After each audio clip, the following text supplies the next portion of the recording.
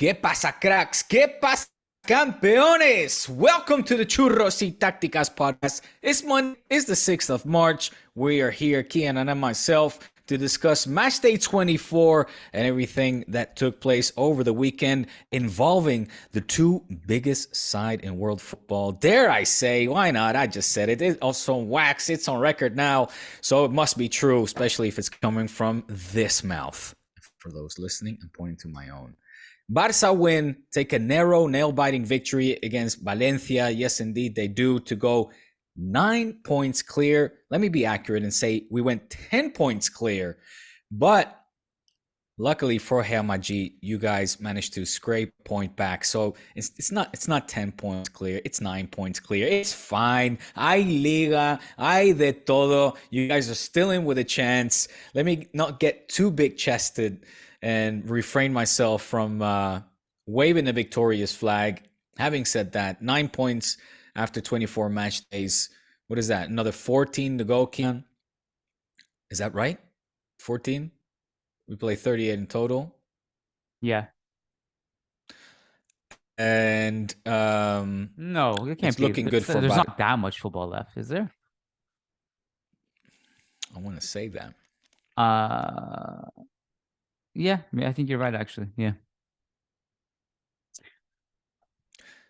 In any case, needless to say, well, we do have a lot to go through because nothing is guaranteed. I am not, of course, here waving the title flag just yet. The game was not what we wanted to see.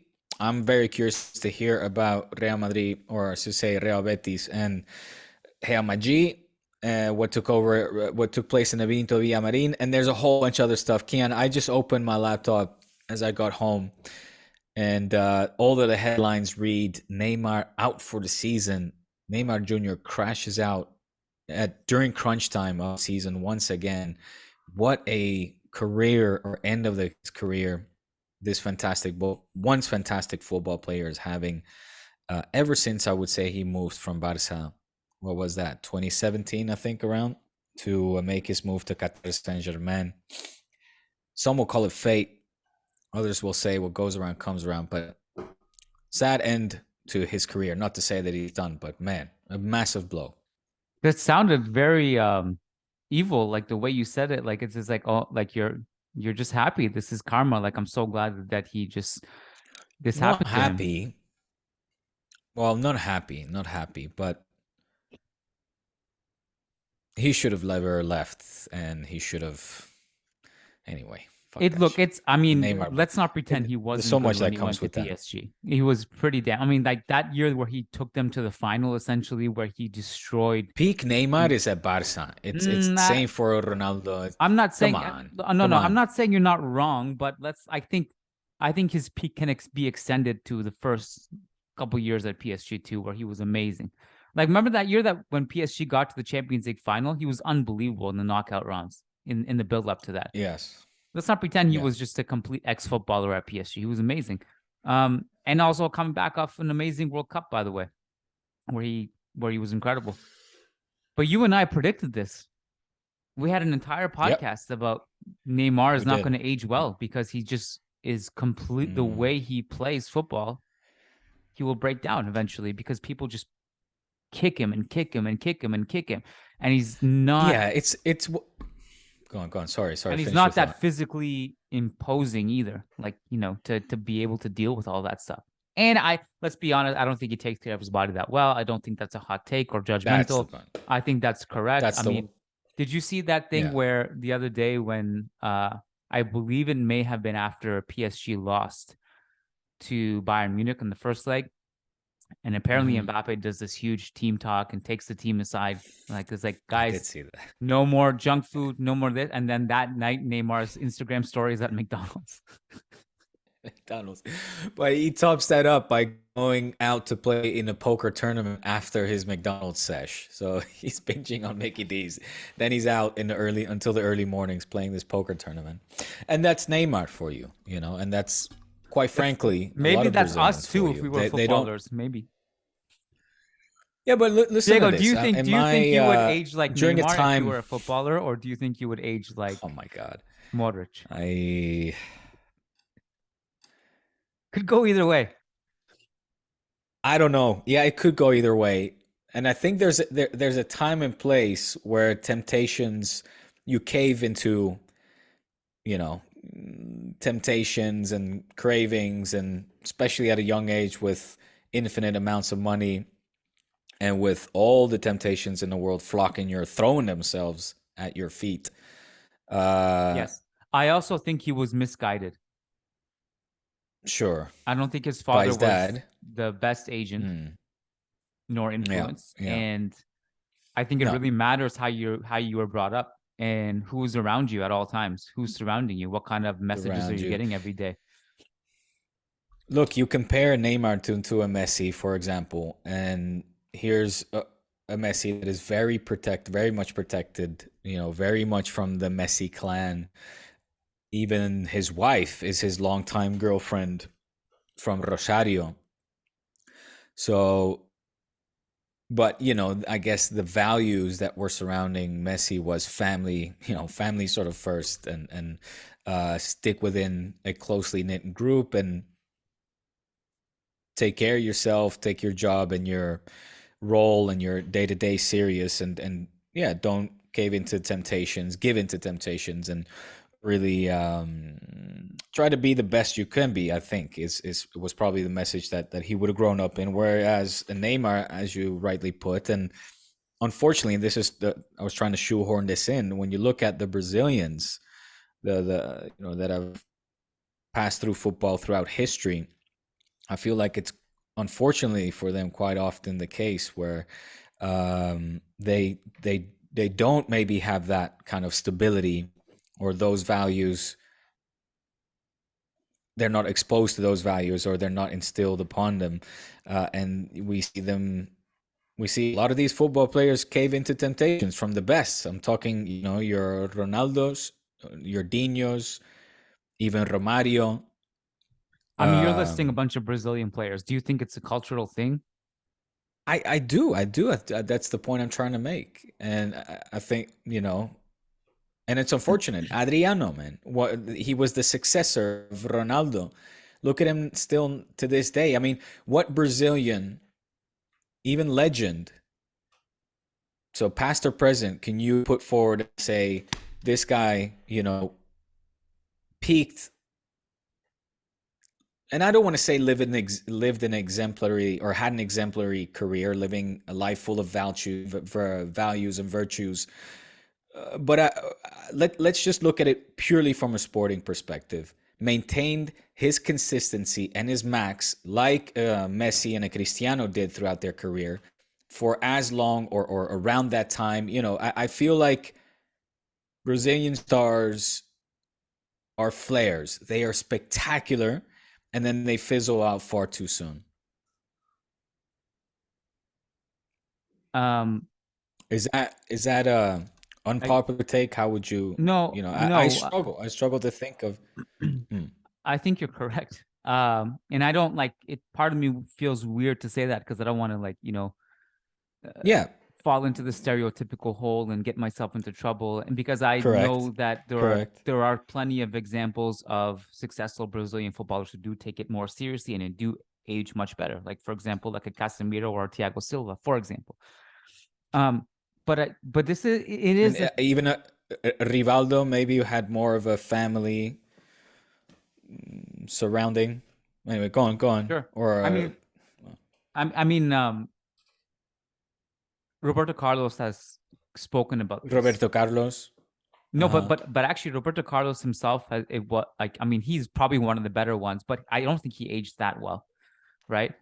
No. Like he was known to smoke, drink, and drink. And physically, physically he was a specimen, right? I mean, he is one of the poster boys of like, this guy is an absolute freak. But I think he could have aged better if he took care of himself. He actually spoke about this, like when Vanderlei Luxemburgo took over Real Madrid, the first thing he did, he said, training sessions at Valdebebas were at 10:30. He moved it to 7 a.m. and he also banned wine and beer and fast food. And at the time, Ronaldo Nazario and Roberto Carlos were there. And Roberto Carlos actually took him aside and was like, "Hey, man, we actually don't do You're that not gonna here." last long. Yeah, no, he was like, Yeah. no, he straight up told him like, we're probably not going to abide by that, and you just should not do that here. And Ronaldo Nazario told him, actually, bro, we actually do. We have wine and beer usually 1 or 2 a day after the practice, so you don't even try. And he also said, like, we also like to sleep in. Like, this is a real story from someone who was there, fully admitting, like, Right. this is how we were. Like, you know what I mean? It's funny because, like, we always talk about, like, when the Galacticos failed, like, we talk about, oh, the squad didn't have balance and structure, which all that was true. But we also talk about, like, these guys just, I don't know if these guys would get away with this stuff today. You know what I mean? We're not professional. Yeah. So anyways, my point was that Roberto Carlos also said in that same interview that, like, you know, this is part of our culture in Brazil. We have fun. We don't take life seriously. We laugh, we party. And this is pretty much how we are in every profession we have. So I you know, when someone like him says it, I will Romario said the it same thing. Mm. Romario said very similar. He said, I mean, I have to go out, otherwise I don't play well. And there are some managers that deal with that better than others, and some managers I think that are maybe able to squeeze as much out of the orange for a very concentrated period or for a very short amount of time, and the best way by maybe understanding that it's needed, that these players are peaking, in their early mid or late 20s. They're in their 20s, and they're phenomenal footballing talents, and they're in that phase where they're just on fire, and you just let the mad magician, the mad scientist go to work and do their magic, and then that star that is so spectacular to look at just fizzles out.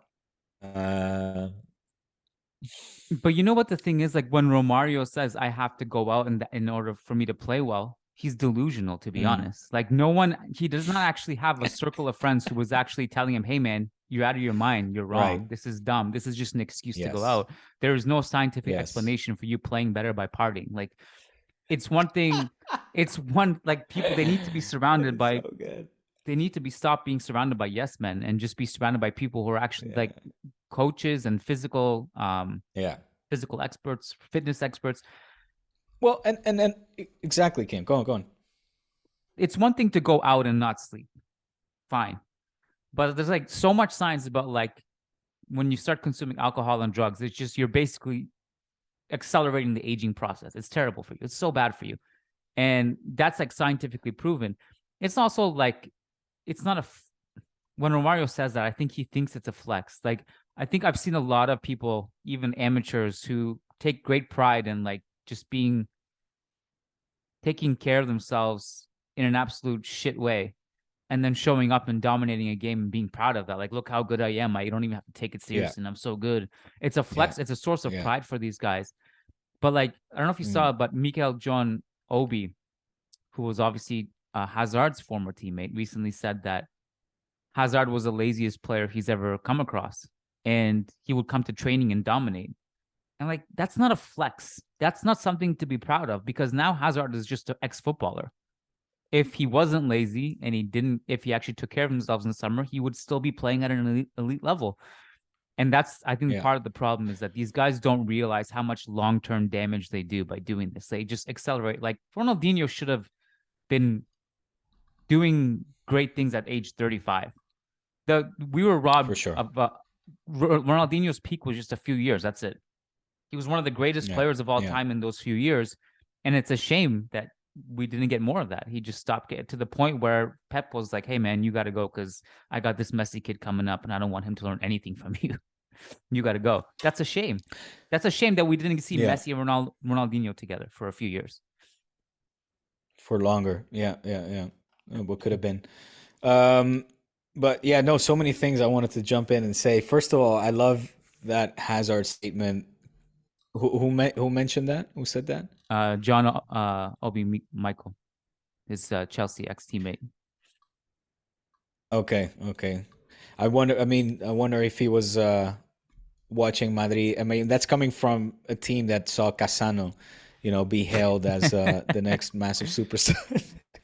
Antonio But Casano, also, prostitutes and donuts, pastries every night, Nutella. But with the Romario thing, and the whole like flex thing, it's so true. So first of all, with Romario, I want to say that he didn't drink alcohol. Actually, Okay. he was notorious for, going out, dancing, partying, women, and showing up late to practices. But he didn't drink a drop of alcohol. Uh, that said, obviously everything takes a toll at some point, and his level of seriousness or dedication faded very, very quickly. I mean, too quick also in his case. With the flex thing, I think you're spot on with that. And especially from athletes in their prime, in that age. We had a very similar thing, actually. When I say we, I'm referring to the high school rugby team that I used to play for. I played rugby for 4 years. And in the first 2 years, we were absolute shit, garbage, just getting our heads kicked in consistently game after game. And it wasn't until we got this South African kid, I should really say man-child, join our school and obviously our rugby team. And it was literally, give the ball to Keith. It was similar to the early Chicago Bulls strategy, give the ball to Michael and just get the fuck out of the way. It was like that. It would give the ball to Keith, pass it to him, and just get out of his way because he fucking bulldozed all of our opponents. And we eventually became European champion with our high school. And that was our strategy. Now, why do I bring this up? Is because that's we sort of had this team philosophy or team motto that playing hungover, we actually played better than if we were sober. So we started to get really fucked up the nights before big away games, going into other cities, traveling throughout Europe, went to Belgium, went to France, went to England, and the only reason why we won those games was because Keith was there. The next year he wasn't there, and we went back to sucking absolute garbage. So, but it did became this sort of motto, like, yeah, let's play hungover, play better that way. See, because we won it with Keith. Yeah, but this is, I mean, obviously refutable because I hear what you're saying. Like I had many teammates growing up, they had to show up to the game completely high. They had to smoke a few J's before they show up. And because that they said they would play better, they were more focused and locked in. But that's also because that's the state that you've now put yourself in. Associate. Yeah, exactly. So it's like it's very similar to caffeine. Caffeine is obviously a lighter drug, but if you have to have coffee to do work because you work better that way, that's because your body is used to doing that now. Whereas someone who never drinks coffee is not dependent on that, And so yeah. But this is not. No, in our case, it's an absolute joke. I'm not trying to justify. I'm not trying to say that there's substance here. Like it was clearly, I will say, despite I really enjoy the movie Drunken Master. What is that one where Jackie Chan has to be loaded for him to fight? Is it Jackie Chan? Yeah, I believe it is. I haven't seen it though, but the title. I mean, it's a martial art. It's an actual art, like a martial art form. The drunken kung fu, where it's a very drunken style, but they kick your ass. Anyways, I don't know how long we've been going. But we haven't talked about match day 24 at all. I have a good transition. You mentioned that you're not ready to say that the league is over and you don't want to, make your chest too big yet. Jinx. As a Real Madrid fan, I would not only like to declare that it's over. In my opinion, I think Real Madrid should actively lose the league at this point. Like, just really, really try to completely be out of it, even if we're not already. It's like, instead of saying we should fight till the end, Ceballos said this last night, Rodrigo said this, Ancelotti says we're going to fight till the end. In my opinion, you should come out and say we're going to actually forfeit till the end. Like, forfeit now. Like, just like, we're out. We're out of this. We're out of this thing. The more we believe that we're in this, the more we're going to try to play all of our best players in these games and drain their energy for the Copa and the Champions League. Just play Hazard and Mariano in these last few La Liga games. Just actively tank. I don't want even a trace of hope for us to actually think that this is a possibility. We're out. Actively throw the league now. Focus on the Champions League and Copa. The sooner we realize this, the better it is for the entire Madridista fan base. That's it. That's my take. Congratulations, Barcelona. Well, you're champions. Jeez. This is no fun. It is fun because it's not actually like, for example, Sam Leverage was writing about how Atletico over on Into the Calderon, how Atletico have started to play better now that they've only had to play once a week. They're out of Europe. They're out of Copa. Now they have 1 week rest in between games. They're playing well. Scored six goals on the weekend. Imagine if we could just pretend the La Liga game is just a friendly game where we throw on Hazard and Mariano and whoever else, give all these bench guys minutes, and rest Modric and Vinicius and Benzema just for Champions League and Copa del Rey. Doesn't that make more sense? Well, what if you start, Atletico, who you said are, well, they're back in third, by the way. That's pretty, phenomenal feat, I would say, for Cholo that was in a very hot water not long ago and playing against the Real Sociedad side, the Betis side, and Villarreal, not to say Rayo Vallecano's had plenty of surprises and playing good football this season. Worked his way to third. I seem to remember that both you and I said that the top three would be Atletico, Madrid, and Barca in the top three. Mm-hmm. So they're coming good with that prediction. But what if they start gaining ground? I mean, they're only 8 points away from you. Real Sociedad 9 points, the same as us, but then fourth. If your bench, you can't be serious in this request. I'm 100% serious. If your bench loses 8 point lead over Atletico, maybe you deserve to come third anyway. Maybe that's just what you get for being that bad.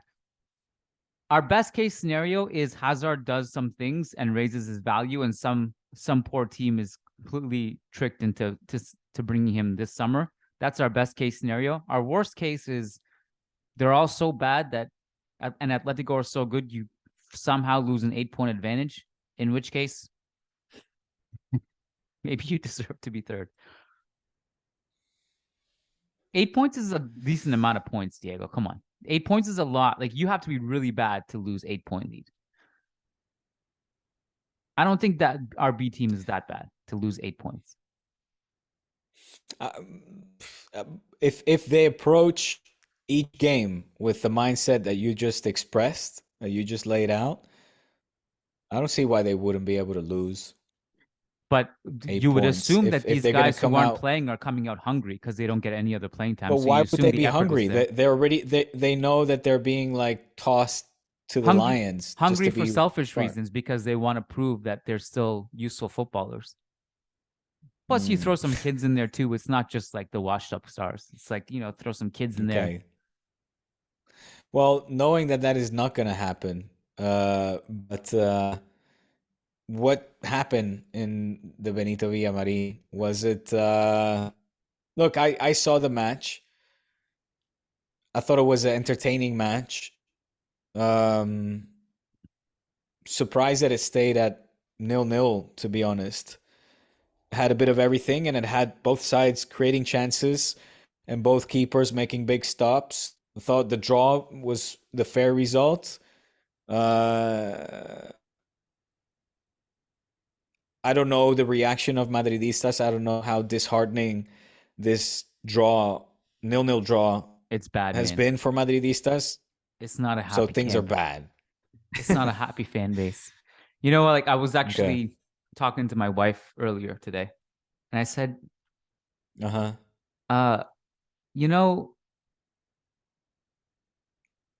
people are just so angry or happy based on what a football team does. And like, yeah, because like people are just angry. Last night people were angry. They're always angry. And we I feel like we're like the guys that I get yelled at because we're the guys of the podcast, you know? It's like our fault. And then right. I feel like if like if people disagree with us, you know, like when we're winning, they don't get angry, you know? But if they disagree with us when we're losing, it's like it's just really like I don't get affected by it, but I was telling her, like, you know, what is going on with these people that something that is completely out of their control, their life just goes into a spiral if what's happening here? It, you know, I used to be like that. I'm not like that anymore. I don't like, if like Real Madrid lose for 10 minutes, I'm like, fuck. I start getting angry. After 10 minutes, I'm like, I forget about it completely, you know? But I didn't used to be like that. I used to really, like, for weeks I would be depressed if Real Madrid were knocked out of something or they lost the Clasico. But I don't feel that way anymore. So it's kind of weird that like now I'm in a position where it's my job and I'm working. And if Real Madrid are bad, all of a sudden it's just everybody's angry. And that's my job, is having to deal with that anger, absorb it, and not react to it in like by losing my shit, you know? And so everyone was angry. Your Papa Kiyan, Papa Sobhani, trying I to think apparently it's my fault instill that some that we common sense. didn't sign reinforcements, I think, apparently. Anyways, Well, what I mean, went that's wrong? a fact. That's a Yeah, fact. that's a fact. That's indisputable, then. What went wrong against Betis was similar stuff that's been going wrong against Atletico and Barca in the last two games. But ultimately, I think what really went wrong, the difference was, like, against Barca, we didn't have any chances. Against Betis, we actually had good chances, but we just shot everything into the sky. Rodrigo had a great chance. Benzema had a great chance. Vinicius had a great chance. Ceballos had a great chance. And our shooting boots were not on.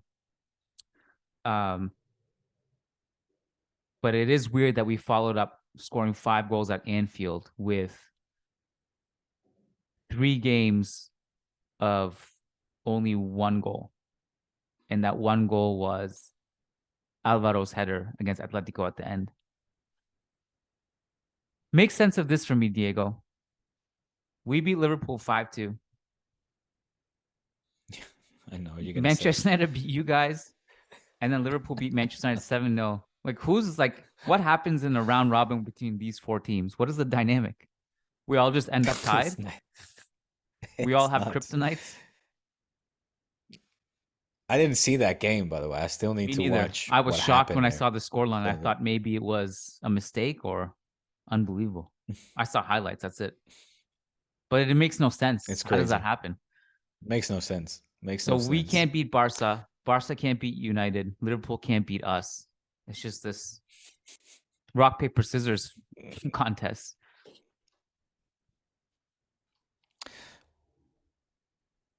I think it's tough, man, because quite frankly, you know, it's tough for Madridistas. I understand. If I put myself in a Madridista shoe and I'm looking at the Barca games, I look at a game like the one now on Sunday against Valencia in the Spotify Camp Nou, another 1-0 victory. It's the 8th 1-0 so far, or the game where Barca scored by 1-0. Yeah. It wasn't a pretty game for sure. It's not one of those games where we're going to be talking about the style, the great football. It was a tough, nasty, you know, grinded out game again. And if I talk about the draw being a fair result in the Benito Villamarin, a draw would have been a fair result last night in the Spotify Camp Nou too. And that's not just talking about the Kessie penalty or not call, the penalty non-call. In the, what was it, the deep 80th minute, late in the 80-something minute, where Kessie commits a foul inside of the box. Yeah. Was it on Hugo Duro? No, I forget on who it was, but Don't remember. eh? I don't remember. You don't remember. In any case, there were other moments, and of course, yes, we had to play the last 35 minutes with 10 men down, and that allowed Valencia to push us in our 18-yard box and create chances. But also before that, leading up to that, there were moments. Which, by the way, I should have texted you. I wanted to text you or tweet at you. You had your Kounde moment. It was Kounde. But I And don't his care. bad I back want the pass. Kounde moment Kounde against and his us. I don't want it against Valencia. I want it against us. It was Kounde with a terrible back pass that put Araujo in a very compromising position where he had to sacrifice himself for the team and force a red card, meaning that he won't be in the game against Athletic Club, which is played in a Catedral. My point being as well, for a Madridista, this could turn out to be a juicy situation if you guys manage to pick up points in 3, because these next 2 games against Athletic Club, they're 8th. We know how difficult it is to beat them at their own ground. In particular, Basque team, always gritty, fans 100% in it. It's one of those big stadiums in Spain, so not a guaranteed stadium where you take away points, let alone one. We've lost there in recent years. Right now the one that comes to mind is that ridiculous Chilena by what's his name, the retired forward, Aduriz. Aduriz, thank you. And after that it's the Clásico again. So we could, in theory, drop 6 points. I mean, it wouldn't be crazy to have 2 back-to-back losses. No, I'm not there with you yet. But I did want to explore the Barca Valencia game a little bit more. Mm-hmm. Well, just thoughts on the game first before maybe some bigger picture stuff. But there was the Ferran Torres penalty miss. So I watched a lot of because a lot of people were like, maybe Ansu Fati should have taken it, etc. And I think Ansu wasn't necessarily happy about not taking it. I watched a lot of Milan last season because I was watching Brahim play. And Kessie is a good penalty shooter. I think it should have been Kessie who took the penalty. Yeah. A lot of people mentioned that, and it was even the commentators got into just how good Kessie is at taking penalty kicks. And there's a little bit of quote unquote mystery right now in terms of nobody officially has come out and said this is the order. Right. But Xavi did say Ferran was already predetermined. Yeah. Yes, he was. And I've heard that Kessie comes 3rd on that list, the order being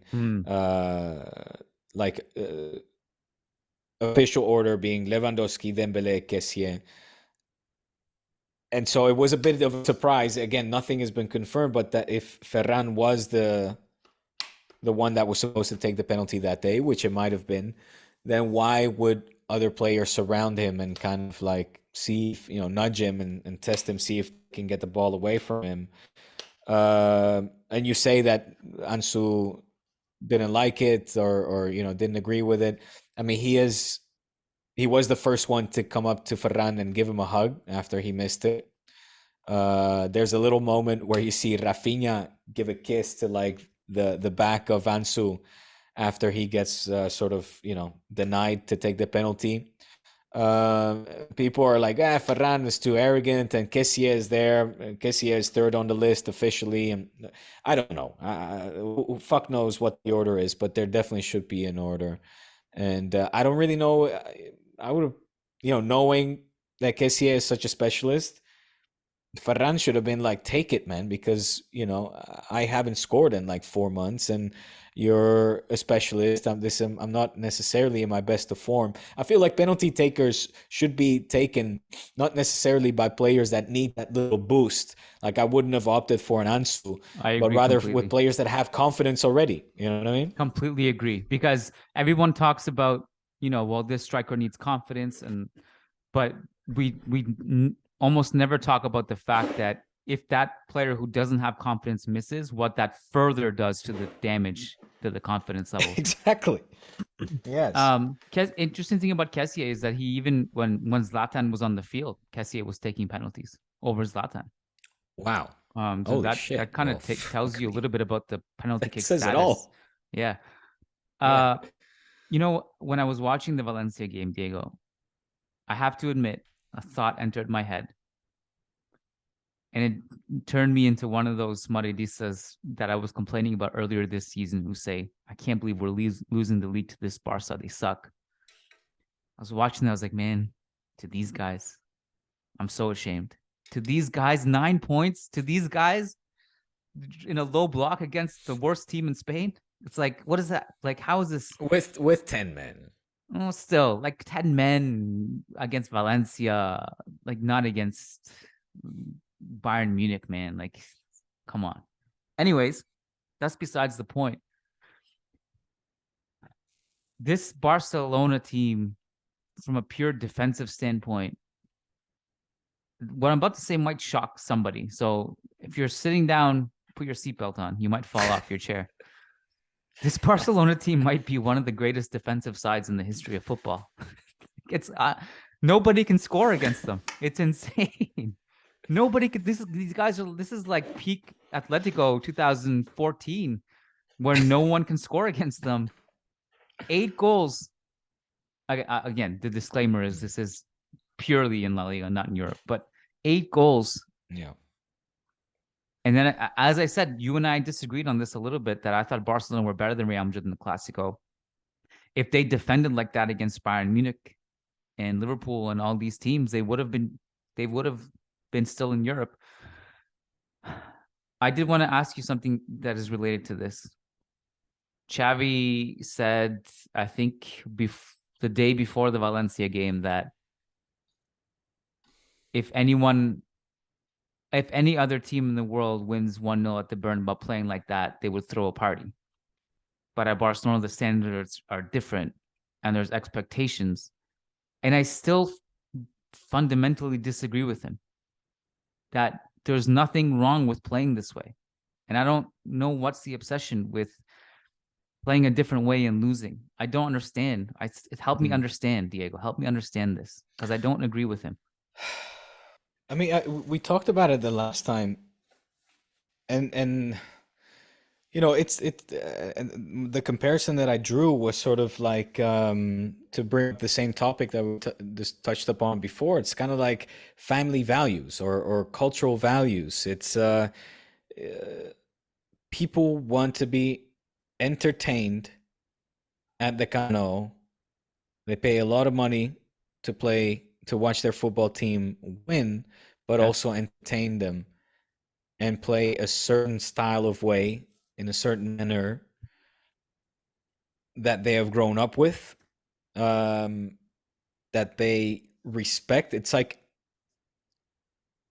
a certain art, like a certain craftsmanship to the art form or the work, the job, the task at hand that has to complete certain criteria in order for the public, the vast majority, to be fully entertained and deem it a worthy spectacle.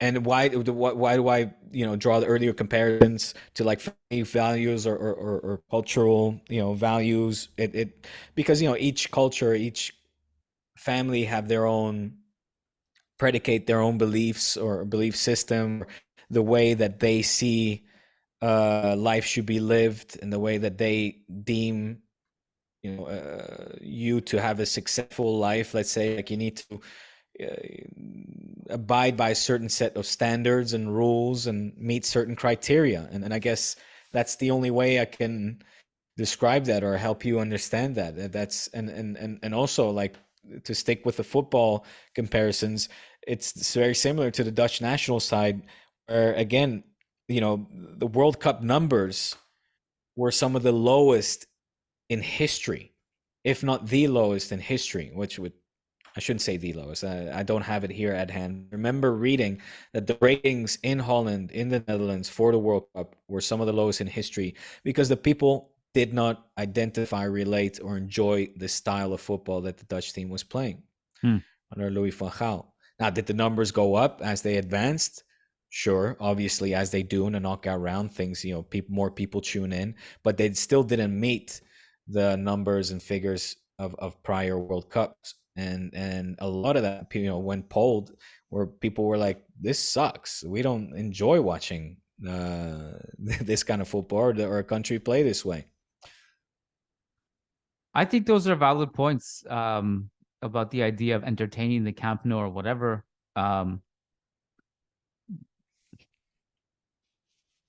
I guess from my fundamental disagreement is that, well, I don't know if it's obviously I don't think you necessarily only mean Camp Nou. You could also mean just Barca fans watching the TV if it's at the Bernabeu, for example, too, right?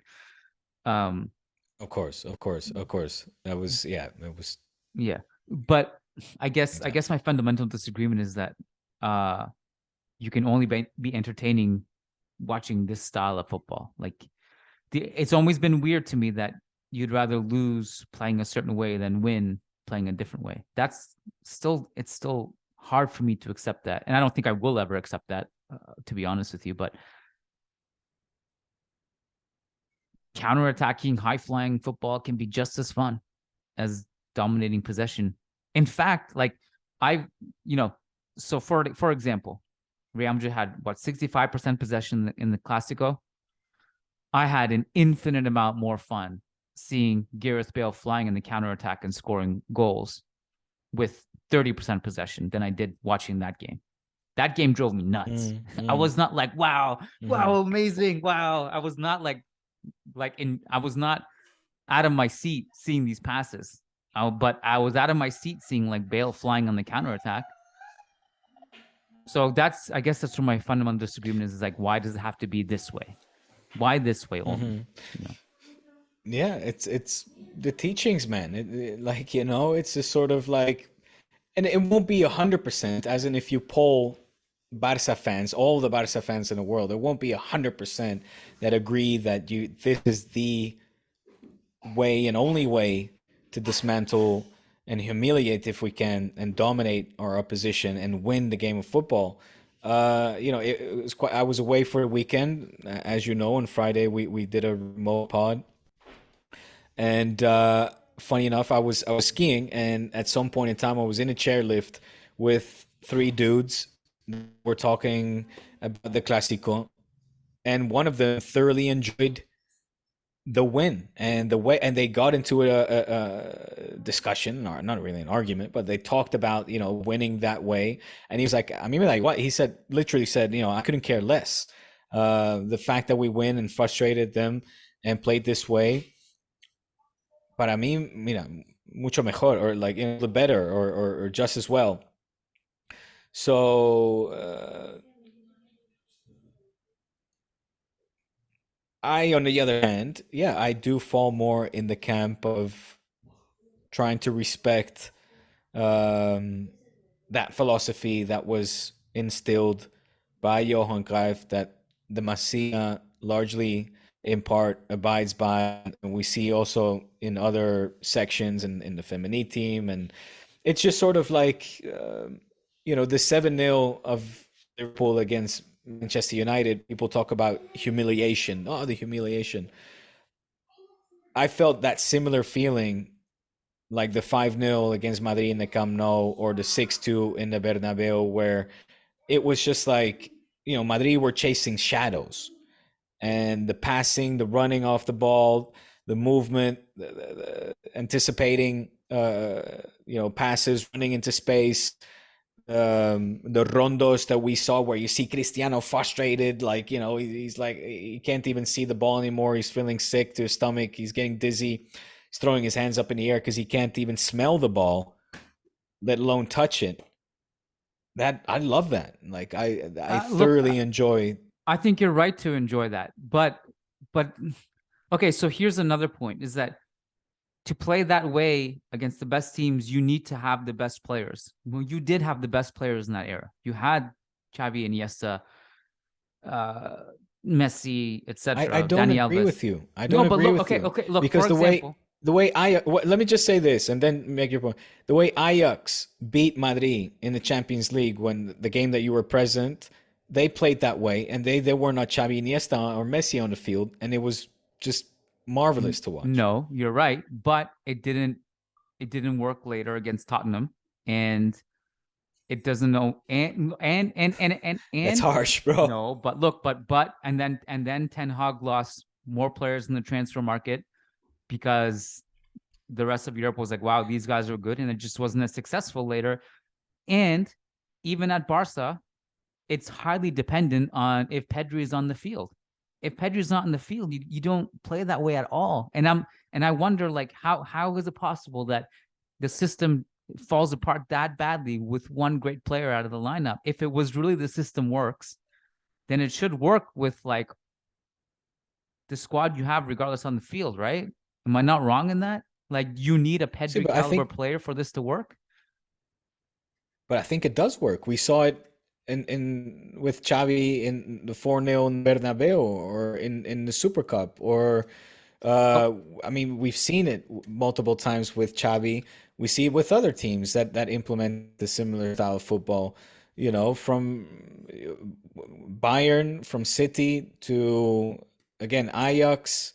I mean, Napoli at some point. Pedri was on the field in the was playing a very similar style of football. My point is, again, like, Pedri was on the field that day. He was on the field in Super Cup. It seems like without him, you just can't play that way against the best teams. And that's my point. So you're talking Barca in specific in this example. Yeah, I mean, well, like, for example, with City, that's a system that, really irrespective of who's on the field, that system works, right? And I just don't know if Barca have the resources to play like that all the time. You and I had a big discussion. Like, I'm asking a genuine question. You and I had a discussion about this a couple of weeks ago. What happens if Pedri is not in the field? And it's like, it's a completely different team without him. This is a real concern, in my opinion, because Pedri is a player that famously went like so long without missing a game. He was playing like every single game for like a long time. I'm going all the way back to the Euros, you know, and it's just like this guy. And then a lot of people were like, well, at some point, does he just burn out and get injured? And that eventually started happening. So what's the plan B? Because Kessie can't play like Pedri does. And so these are just genuine questions, man. I'm just kind of speaking out loud. I haven't thought about it too deeply, I guess, but sure. I mean, look, with Pedri out, you're missing one of the best 4 players for on Barca right now. Top 3, top 4 players on the team, hands down. You have Gavi, you have Frankie, and you have Busi. You still have 3 very capable midfielders to interpret the style of football that Xavi is implementing. Against most teams, yes, but against teams that are a different caliber, I don't think that's the case. We saw this against Real Madrid. Like, we saw this against Real Madrid, and like, there was no control you guys had in that game, and it's just like, it feels like the system kind of falls apart without like 1 or 2 players, and I guess that's my point. Well, yeah, sure. Look, there's no denying that there have been ugly games this season. But I guess I'll, my rebuttal will be that this is still early days. It's early days for Xavi. It's early days for this team. The conditions are still very difficult. And despite all of those, with all of those adversities or all those hurdles, obstacles, Xavi is still, at this point in time, the second most successful Barca coach in history at this point in the season, only being surpassed by Luis Enrique, who at this stage had 40 points, right? He actually has 1 more point than Pep.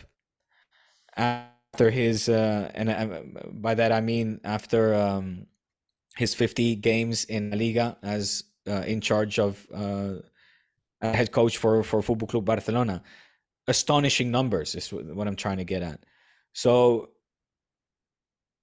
maybe he, not as vistoso, not as eye-catching as we want yet. Maybe he's working from the defense up that you hail, arguably one of the best in history. Pues muy bien. I'm patient. I have trust in the process right now. I have trust in the process. I'm patient. I think we've seen evidence and plenty signs of the football that we want to see and expect. Has it been as consistent? No. But in the process, we're picking up points, and our defense is one for the record books. So let's keep it going. We have a patron question to get to. Do you want to anything else before we move off the topic? Do you want to say about this? No. All right. No, just be patient, Kiyan. You will see the football. I don't care to be patient with your team. I don't care. You will see it. Our patron Adrian Rio says, a question for Kiyan. Let's say the club asks you to pick one left back and one right back to keep from the following list. Right back, Carvajal and Vasquez. Left back, Mendy, Alaba, and Nacho. Pick only one of each, with the others being sold in the summer, and explain your choices. Okay.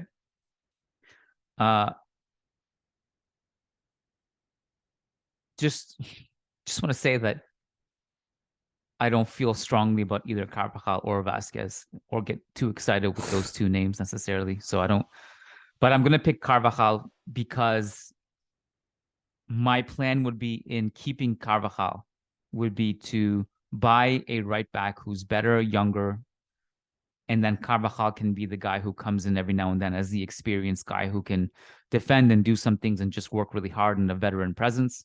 But then he would come off the bench and not be the starting right back. A better right back would come in. A left back, it's kind of unfair to put Alaba in this conversation and make me choose, because I don't think he's the left back. I think he's a center back. I would keep Mendy because I would assume Alaba would just be center back. I would sell Nacho, which is it's a blasphemous thing to do at Real Madrid because he's such a beloved figure. But Mendy is still, to me, one of the best defensive wingbacks in the world. And Fran Garcia is coming in. So you kind of have the Coentrao Marcelo dynamic in that one is someone who can help you with offense, and Mendy is another one who can help you with defense. And you have two options there. So those are my explanations. Diego, do you have any? So in the end, you agree with Lucho. Nacho is a no-go. Get him out of here. Nacho, if Nacho was in that Spain team, we'd be talking about